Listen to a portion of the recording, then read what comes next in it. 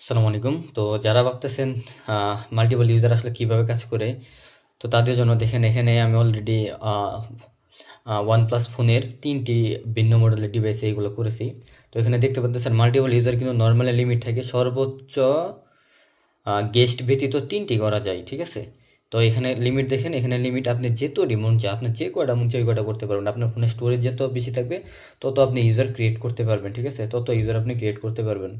যেখানে দেখেন ইজিলি আপনার একটা ফোনে একাধিক মাল্টিপল ইউজার ব্যবহার করতে পারবেন। ঠিক আছে? এই যে ক্রিয়েট অপশনে যে আরও একাধিক ক্রিয়েট করা যাবে। আপনি যতটি প্রয়োজন ততটি করতে পারবেন।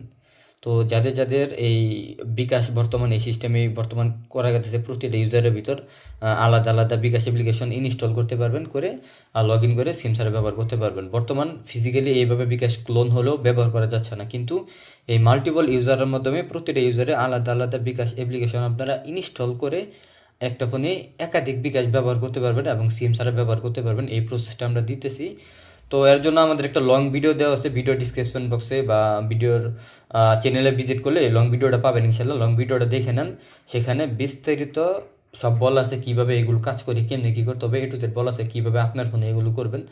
লং ভিডিওতে সব বলা আছে। ঠিক আছে? সেটা দেখলে ইনশাল্লাহ বুঝতে পারবেন। তারপরে আপনি আপনার ফোনে এভাবে মাল্টিপল ইউজার ব্যবহার করতে পারবেন। একটা ফোনে একাধিক ইউজার ক্রিয়েট করে একাধিক বিকাশ ব্যবহার করতে পারবেন কোনো প্রকার ঝামেলা বা সমস্যা ছাড়া। এই যেখানে ইউজার ক্লিক দিয়ে যে কোনো নাম দিতে পারেন, আপনার প্রয়োজন অনুসারে যে কোনো নামই দিতে পারেন। ঠিক আছে? যা মন চা তাই, আপনার ফোন নাম্বার যা মন চা তা দিয়ে ডান দিলে যেখানে ইউজার ক্রিয়েট হয়ে যাবে। এভাবে ইউজার একাধিক ক্রিয়েট করতে পারবেন। ঠিক আছে?